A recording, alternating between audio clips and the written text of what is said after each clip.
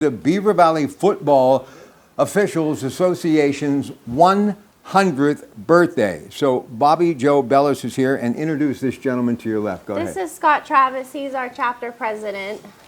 So tell me, why in the world would anybody want to take such an abusive night, 60 minutes of football on a regular basis? Are you an ex-jock that just continue to want to play the game? What's up with that?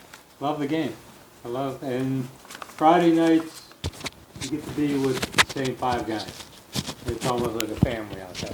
So I know it's from like 21 to 64, and you got 4 people that are 64 tied for the top spot.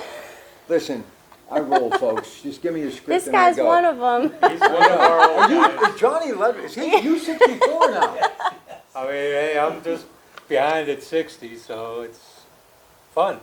Here's what amazes me, Bobby Joe. So I was kind of doing a little research, and when I say little, because I've been so busy lately, and I was going to ask these gentlemen, and we will, about some of the athletes that they have witnessed.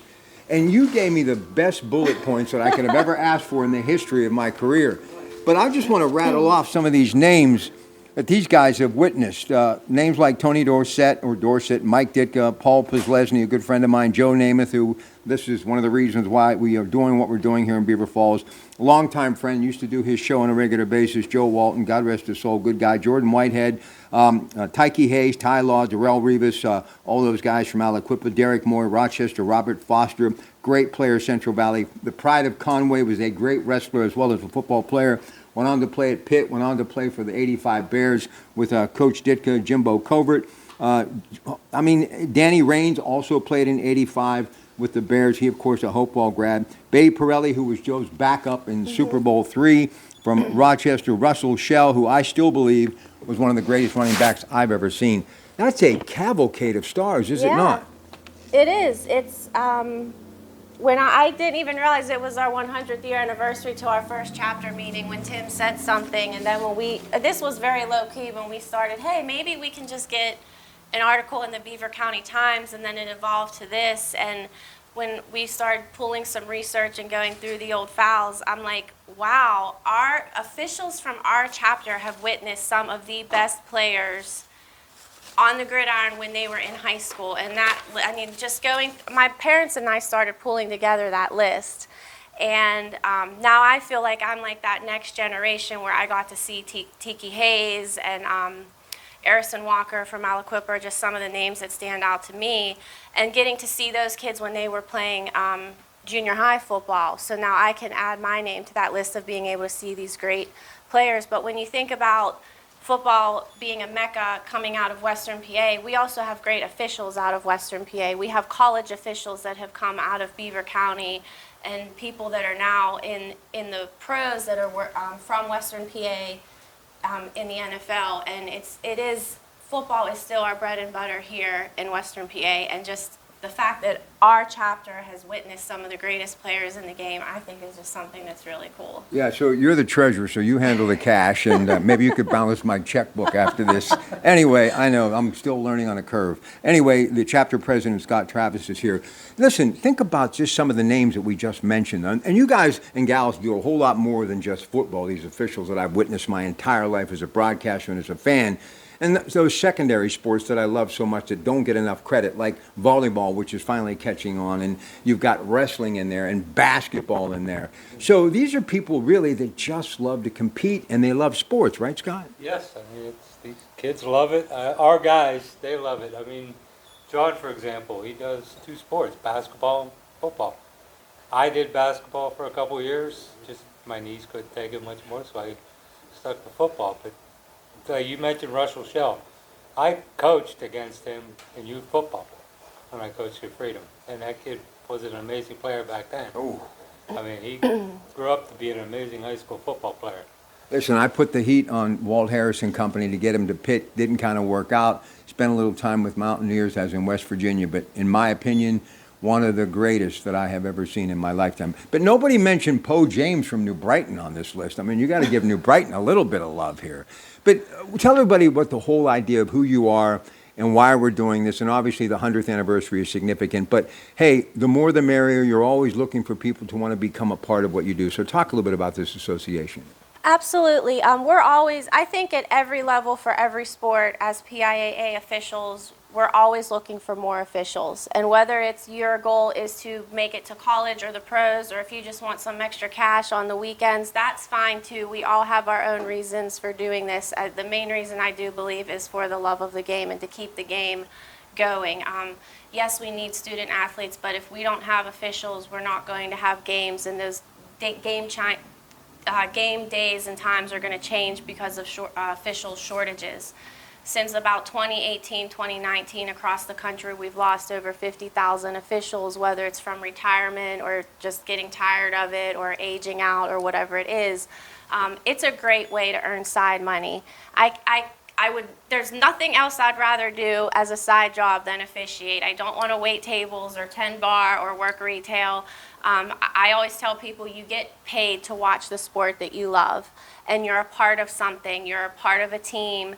You're still a part of the game. You're a leader in the community. It's like I said, it's a great way to make side money, and we like to promote good sportsmanship. And if there's anything I can tell people, that it doesn't matter your age or your race or your background or what it is. If you want to get involved in officiating, we are here for you, and it is a community. It's a brotherhood, a sisterhood. We don't compete with one another. We're not competing for the same position. We're here. We all help each other. It's a fraternity, if you will. We welcome everybody. We're always taking new applications, and it is a great community to be a part of. Listen, you got some things happening as you're celebrating this centennial, including a smoker. So talk about some gear, commemorative stuff, the smoker, all sorts of great stuff. Go ahead. Well, Scott is wearing our shirt that the guys designed. Talk to me, Scott. I don't know much about that. You will be with me, believe me. We came out with a new shirt just for this year. You know, and we have the no, you don't have the T-shirt. I'm not wearing it. We have a T-shirt also celebrating the 100th year. That's pretty special. I mean, when you think about anything being around for 100 years. When you think about what 1925 was the first. My dad was born in 1926. His birthday was the 6th of October. He would have been 99. Put that in perspective. That's a journey. And like with us, we're carrying on the history of these three guys. These guys came before us. Listen, 20 years of play-by-play. I've done every sport imaginable. But this is one of the greatest, Mr. Albany's, New Brighton. My daughter was playing basketball for St. John in Monaco, which is now obviously Divine Mercy, and they're over here St. Monica's. But this is, they come into the game, they're flying up and down the floor, and then they get to that point where they're just walking the floor. You know what I mean? And Mr. Albanese and them, they just love it. They don't want to give it up. My kid's grandfather, Larry Matrazzo, they bought a lot of memberships at the Owls with that referee money and beer money, and it recycles, and kids who need tennis shoes at Enlo's Shoes or a little bit of lunch money. So really, this is a whole lot about having fun, but the money doesn't hurt either. No, it doesn't hurt. And my dad was also an official. He worked basketball, lacrosse, and track, and he also coached and was AD. And for years, he told me, you should officiate, you should officiate. How do you think your mother and I went to all those Super Bowls? And I'm like, well, I don't know if I'm going to make enough money to go to a Super Bowl officiating. But he was a big proponent in encouraging me. And I use it for my vacation money, or beer money, as I like to say. But I think we're not going to go out there for free, No. but there are, it really is a passion, a love, and a drive to want to get better, to continue to be involved in the game, and the camaraderie that we all share with one another. When I did basketball, I wanted to always be courtside. No bird's nest. I wanted to be courtside. And I used to literally cringe with the punishment that some of these officials. It's one thing I have never done as a broadcaster, criticized an official on the air. Had great relationships, became friends, family members. I mean, the whole works, right? My uncle Dick Cairns grew up in Beaver Falls. He was an official for many years. My question is, and I've never had a chance to ask anyone, and I've talked to people who officiate at all levels, how do you block all that out, especially if it's your neighbor? You just learn to block out everything. You can't hear the negative from the stands, because that just is not gonna. That would affect you if you stuck on that.